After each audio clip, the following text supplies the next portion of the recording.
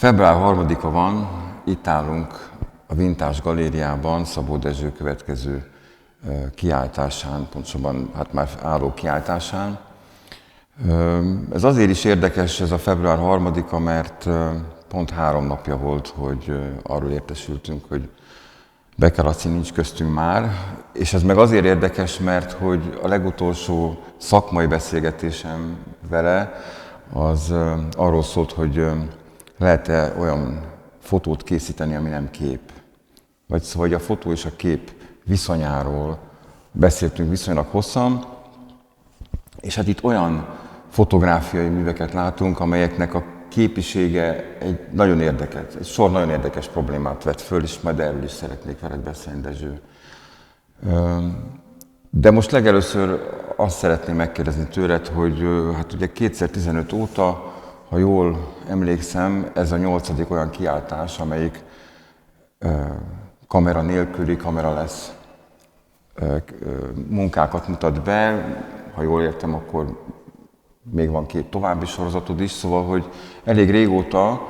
és főként elég intenzíven foglalkozol ezzel az egész kérdéskörrel, problémával, művészeti formával. Az izgatna engem most első lépésben, hogy mi érdekelt ebben a sorozatban, ezekben a képekben, amelyek hát így összeálltak most erre a bemutatóra. Ha lehet 2 mondatot mondani, hogy a Becker László halálhíre az engem is nagyon megrendített. Szóval nekem nagyon röviden az az emlékem róla, hogy én 1990-ben kezdtem el a képzőművészeti főiskolára járni, amikor nagy változások voltak, ugye a rendszerváltás következtében, és jártam az óráira, és az elmúlt évtizedekben is kiállításokon főleg, de folyamatosan találkoztam vele, és mindig volt hozzám 1-2 szava, tehát intenzíven jelen volt a képzőművészeti életben is, úgyhogy a megemlékezés az nagyon fontos, és ennyi erről. Szóval 2015 óta igen foglalkozom ezzel a kameraless vagy kamera nélküli fotográfiával. Hát tulajdonképpen visszanézve az elmúlt éveket vagy évtizedeket, most már innen visszafelé tekintve tulajdonképpen egyértelműnek vagy logikusnak tűnik az, ahova most jutottam el. Kezdve, hogyha már így a 90-es évek elejéről beszéltünk, a főiskolai évekről és az ott történő eseményekről, Károlyi Zsigmond osztályáról, ahol a monokrom festészettel foglalkoztunk, hogy én azokban az években elkezdtem érdeklődni a fotográfia iránt, mint uralkodó médium iránt, vagy a vizuális kultúrát meghatározó médium iránt, és párhuzamosan érdekelt a fotográfia és a festészet. Aztán a 90-es évek második felétől már elég intenzíven igazából a fotográfiával foglalkoztam, de mindig benne volt az a fajta megközelítés, ami a képzőművészet felől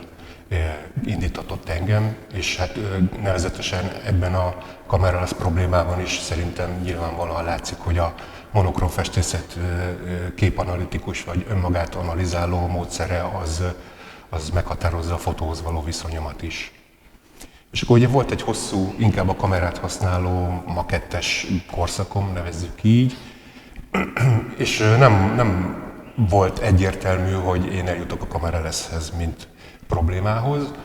Az első sorozat, ami 2015-ben megjelent, a Fekete-fehér, az tulajdonképpen csak egy kitérőnek számított, vagy annak gondoltam, de aztán ahogy a kiállítás megtörtént, utána lassan ugye a vele való foglalatosság miatt rájöttem, hogy ezzel nekem elég sok kérdésem van és problémám, úgyhogy letértem arról az útról, amit korábban még egy ilyen hosszabb távú problémának gondoltam, és átálltam erre a kameraless problémára, ami hát, mint említettem, leginkább a monokrom festészeti képanalitikus megközelítéssel van kapcsolatban. Tehát ami ebben az anyagban, ami itt látható, illetve ennek az anyagnak pontosan a fele jelenik meg most a Vintage Galériában az adottságok miatt. Az egyik kérdés, ami felvetődött az, hogy például a kemigramnak vagy kemogramnak nevezett eljárást azt is szerettem volna bevonni. És mivel hogy ez egy lenyomatszerű dolog, ahol alapvetően a 2 vegyszerrel, a fixérrel és a hívóval lehet, illetve más anyagokat bevonva is lehet dolgozni, hogy mi az a forma vagy lenyomatszerűség, amit létre tudok hozni. És ebből adódott az a legelementárisabb vagy legegyszerűbb legáramvonalasabb megoldás, hogy nem használok semmilyen külső tárgyat a lenyomat elkészítéséhez, hanem magát a hívó folyadékot használom fel erre. Az izgat, vagy azt szeretném kérdezni, hogy téged mi foglalkoztat a kameralességben, vagy ha úgy tetszik, miért fontos ez számodra, szerinted miért fontos ez mondjuk úgy, hogy a képzőművészetben, mert én azt gondolom, hogy nagyon-nagyon lényeges elemek, lényeges tudások jönnek ebből ki, de kíváncsi volnék, hogy te ezt hogyan látod. Tehát ez a makettes korszak, amit említettem, ez igazából a kamera vizsgálatáról szól. Ha nagyon egyszerűen, vagy primitíven akarjuk megfogalmazni, akkor a úgynevezett valósághoz való viszonyához, tehát hogy optikailag vagy mechanikusan hogyan képez le egy objektív egy képet, vagy hát a külvilágot a fény segítségével hogyan képezi le. De ezt elválaszthatjuk, mert ugye van egy hordozó, és innen jön be megint az a fajta gondolkodás, ami a festészet vagy a monokrom festészet felől jött, hogy van egy tárgyunk, ami egy anyagi tárgy, tehát egy képtest. És a festészettől abban tér el a kamera lesz, ugye, hogy itt a fény és a vegyszerek hozzák létre a képet, tehát nem egy külvilág leképezése alapvetően, hanem az anyagok, hát a fényérzékeny hordozó felület, és az összes eljárás, amivel egyáltalán létrejön az, amit analóg fotónak nevezünk most, mert egy jó ideje, ahogy a digitális fotográfia is megjelent. Tehát, hogy egyfajta festészeti érdeklődés, de nem lehet kimondottan festészetnek nevezni, hiszen itt a fényérzékeny anyag, fényinformációt rögzítő képessége, és azok az eljárások, amelyek hozzá tartoznak. Tehát a peremvidékének gondolom a fotográfiának, de én inkább fotográfiai, nem is tudom, problémaként gondolok rá, mint festészeti problémaként. Igen, már csak azért is, mert a festészet nagyobb részben, nem mindig és nem minden ponton, azért egy olyan tevékenység volt a múltban, volt a közelmúltban is, aminek nagyjából ura, nem mindig, nem minden pillanatban, de nagyjából ura a festő. Itt viszont részben a kameralességből, részben pedig abból a technikából, hogy te ezt használod végső soron, a véletlennek, ahogy te is mondtad, rendkívül nagy szerepe van ezekben a munkákban, ahogy ezek kialakulnak. Végső soron te elindítasz egy folyamatot, és aztán utána figyeled, hogy mi történik. Ezt mondjuk ennek az időbeli kibontakozásánál be tudsz avatkozni, bizonyos pontokon a folyamatot is tudod egy kicsit alakítani. Nyilván több lépésből áll a folyamat, mi erről beszélünk is, de hogy nagyon kevés olyan pont van, ahol a végső látványt te olyan formában tudod alakítani, ahogy akár egy festő az ecsetjével, vagy a különböző olyan eszközeivel, amivel a festéket fölviszi a feletre, alakíthatja, hanem hát ez rá van bízva mondjuk úgy, hogy a véletlenre, a fizikára, a kémiára, a természetre, a jó ég tudja mi mindenre, és ilyen értelemben nagyon világosan bele tartozik abba a nagy művészeti gondolkodásba, ami szerintem a 20. században nagyon fontos volt, és a 21. században is szerintem újra meg újra fontos lesz. Tudniillik abba, hogy nem mindig mi vagyunk az urai annak, ami történik körülöttünk, és hogy nem mi vagyunk az egyedüli alkotói a képeinknek, hát most én a legkevésbé, de hogy ti művészek, hanem a véletlennek iszonyatosan fontos szerepe van. Ez ugye Duchamp-tól kezdve, mondjuk akár Brian Enoig folyamatosan egy jelenlévő kérdés és probléma,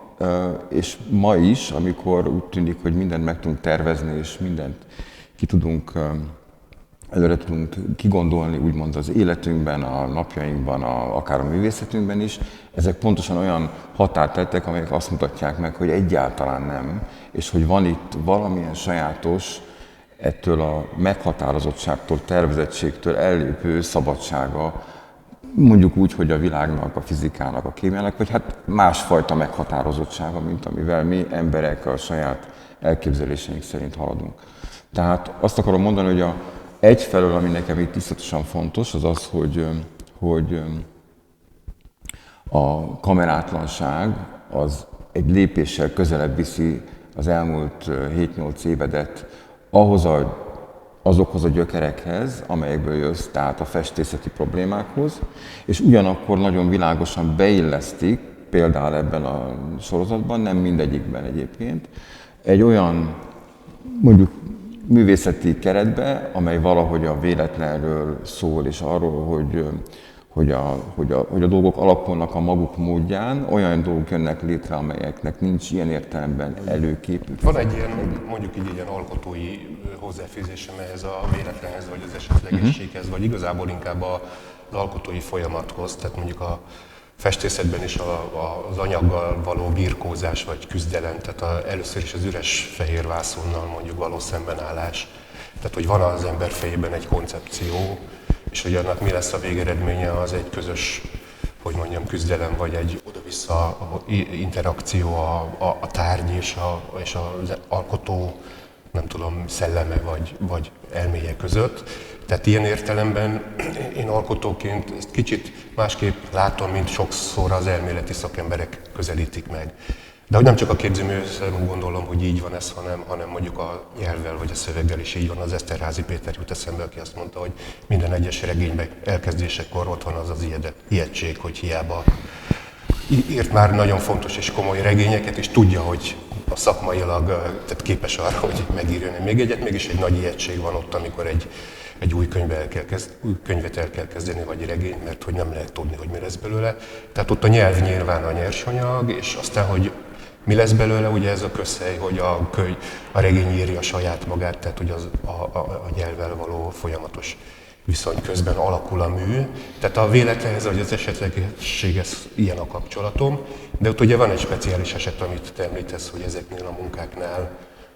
abszolút egy ilyen esetleges, hogy mondjam, fizikai körülmények hozzák létre a képet. Erre vannak lehetőségek persze, hogy az ember szelektál, és a selejtet, vagy általa rossznak ítélt, vagy sikertelen ítélt dolgokat kiveszi a dologból.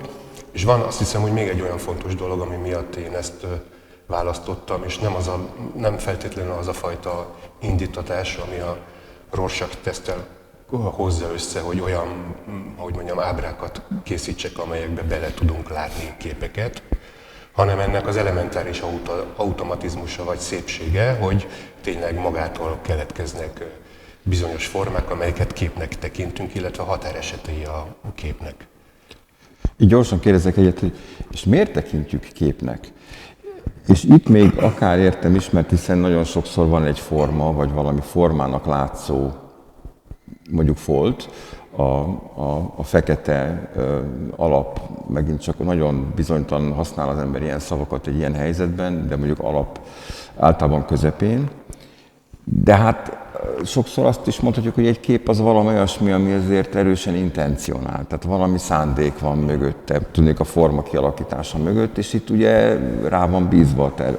a szándéknak legalább egy része az ki van outsourcolva van, hogy úgy mondjam, a természetnek, vagy a fizikai, a kémiai folyamatoknak.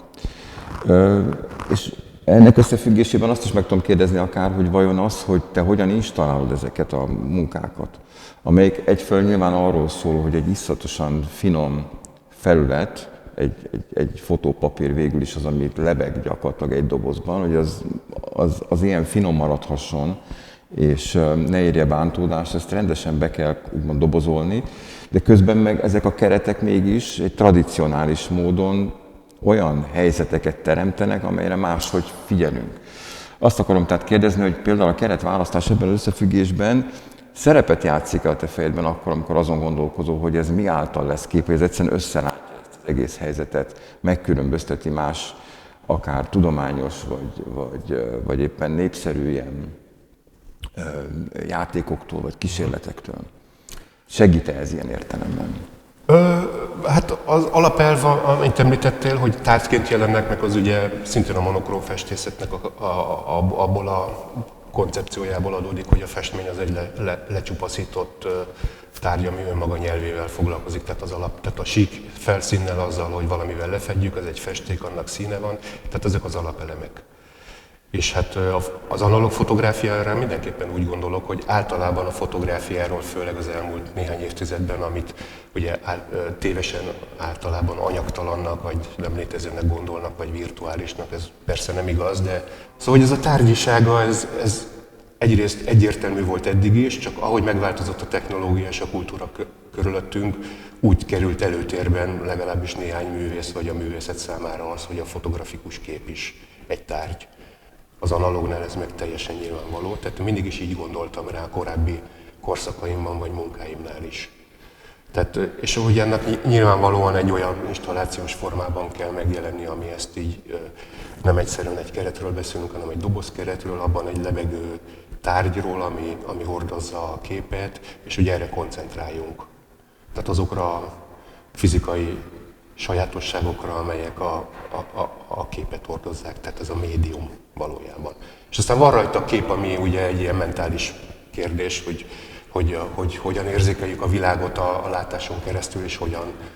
értelmezzük a hétköznapi látványokat, és hogy a hétköznapi látványoktól a képzőművészeti vagy a esztétikai látás az mennyiben tér el, és hogy ez egy koncentráltabb, kicsit más típusú megközelítése a világnak, vagy az értelmezése. Ugye ez más művészeti műfajokban ugyanígy van, hogy hogyan függesztjük fel azokat a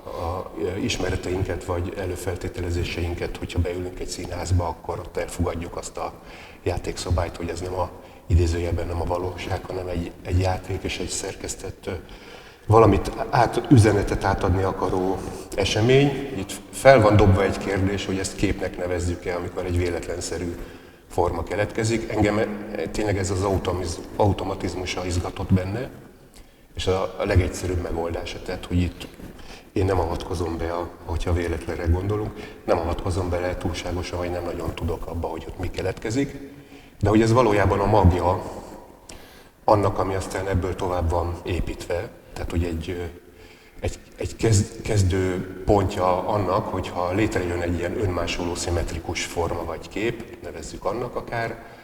akkor azt hogyan tudom a fotográfia, vagy ennek a médiumnak, tehát a kamera lesznek a speciális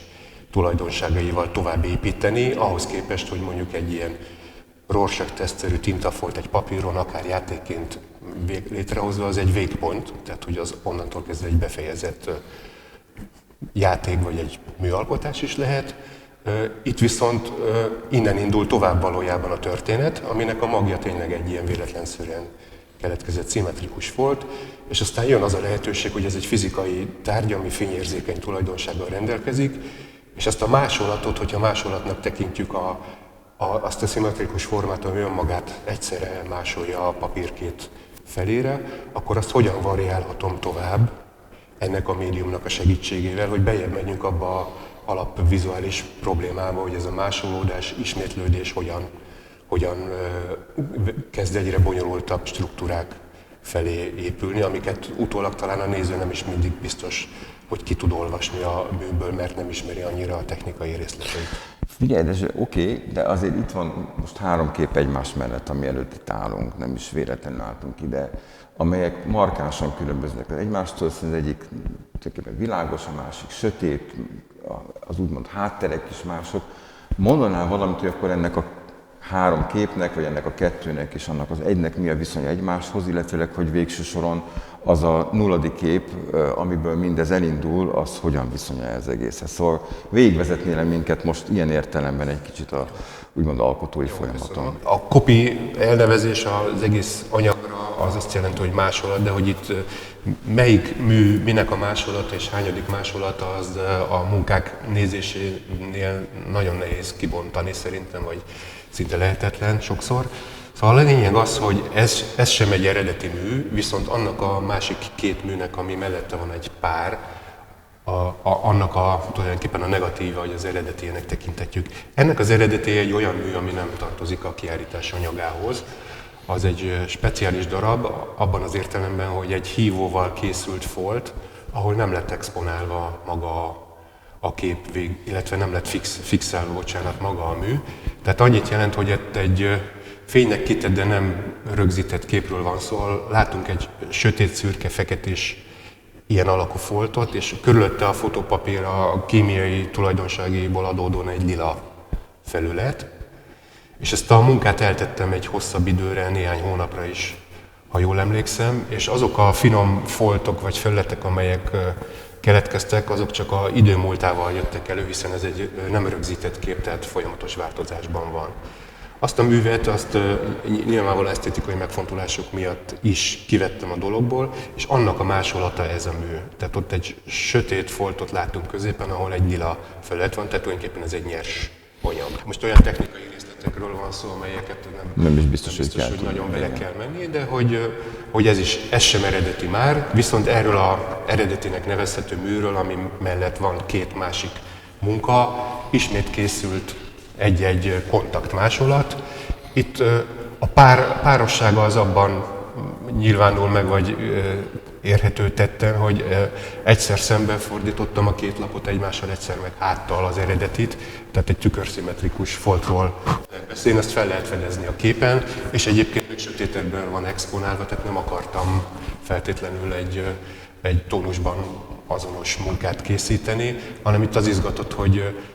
hogy ezt a sötét, fejszerű, kicsit a Birkás Ákos fejére emlékeztető formát egy olyan sötét tónustartományba tartsam, hogy még elválik a középen lévő forma a háttértől érzékelhetően, de hogy van egy ilyen alig érzékelhető határ esete, ahogy ezt látjuk. Ez tulajdonképpen ezek esztetikai játékok, hogy melyik formánál milyen döntéseket hozok, azok ugye annyira összetettek és bonyolultak, hogy ezt egy végtelenségig lehetne nyilvánvalóan folytatni. Én csak bizonyos eseteket vagy helyzeteket, amelyek így időnként rávilágítanak erre a kopi vagy másolat problémára, azokat villantom fel, mert ez egy végtelen folytatható játék. Egy utolsó kérdésem volna, még több válaszodban is, vagy szóval, hogy beszélt, hogy többször is előkerült a Rorschach-teszt kérdése. Tehát a belelátás képessége az nagyon is része az ember fiziológiájának, mentális felépítésének. Ezt a dolgot ismerve, és ezt tovább gondolva hozta létre Rorschach azt a sorozatot, amely már nem egyszerűen ezen a felismerésen alapszik, és ezt igazolja, hogy hát belátunk mindenfélét, hanem hogy mifélét látunk bele, ugye mi az, ami megmozgat minket bizonyos képekkel kapcsolatban, és ennek mentén valahogy belátást kaphat egy szakember arra, hogy a mi mondjuk képzeletünket, ösztöneinket mi minden mozgatja, mifélék vagyunk, mondjuk így. Tehát a Rorschach az valamilyen formában ezt jelenti mondjuk a mai kultúrában vagy tudásban. Te ugyanakkor, ha én jól értem, ettől a mondjuk pszichikai vizsgálatától azért rendesen távolságot tartasz. Arra szeretnék kérni, hogy mondanál azért néhány mondat arról, hogy miközben ez egy művészetelméleti probléma, ami a copy és a kamera lesz, és egy sor egyéb a kemogram irányából indul ki, de találkozik ezzel a Rorschach üggyel, hogy végül is te hol és miért, hogy is mondjam, tartasz határt ebben, vagyis meddig vállod ezt, és mi ez a pont, ahol inkább hátralépsz, hogy ez tovább már téged nem érdekel, mint egy aktív ágens. Hát ugye ezt említettem, hogy ennek a mondjuk képlétrejöttének ez az automatizmus az, ami a legizgalmasabb volt számomra. Attól, hogy egy véletlenszerű folt, ami létrejön, azon kívül, hogy engem így ez az absztrakciója jobban érdekel, vagy a képalkotási logikája a dolognak, igazából nem tudtam magam, vagy nyilvánvaló volt számomra a kezdet-kezdetől, hogy nem tudom magam, vagy nem tudom kivonni ezeket a látványokat, viszont igyekeztem, én még viszont úgy igyekeztem kiválogatni ezeket a formákat, hogy ilyen vizuálisan viszonylag kerek vagy zárt formákként és bizonyos típusokat felmutatva belső kisebb sorozatokként az egész folyamatban igazából inkább a technika érdekelt. És hát egy sokkal redukáltabb dolog ilyen szempontból, mint a Rorschach, hiszen ott 5 fekete-fehér, 2 fekete és piros és még 3 színes tábla van, tehát ott a színek is szerepet játszanak. Én viszont megpróbáltam ezt egy ilyen, mondjuk úgy, hogy absztrakt fekete-fehér vagy szürke tartományban tartani egyrészt. Másrészt a menet közben a válogatásnak a technikája az volt, hogy ugye minimálisan tudom, vagy viszonylag tudom csak kordában tartani azokat a dolgokat, amelyek történnek, de hogy a válogatással is azt próbáltam elérni, hogy ezek lehetőleg, ami persze egy kicsit dőreség, vagy tisztában van vele az ember, hogy amit ő úgy ítél meg személyesen, mint alkotó, hogy azok viszonylag kevésbé akarnak elszabadulni és nagyon hasonlítani valamire, azokat egy másik néző természetesen biztos, hogy elkerülhetetlen, hogy úgy nézel rá, hiszen ez az evolúciós vagy vizuális alapképességünk, hogy belelássunk a formákba a jelentést vagy értelmet, ez nem megkerülhető. Annyit tudtam tenni, hogy valamennyire elterelni a nézőt arról, hogy itt az lenne a mű lényege, hogy jaj, de érdekes, mit látunk benne, hanem csak maga a jelenség érdekelt engem, és ennek a fajta önműködő automatizmusa.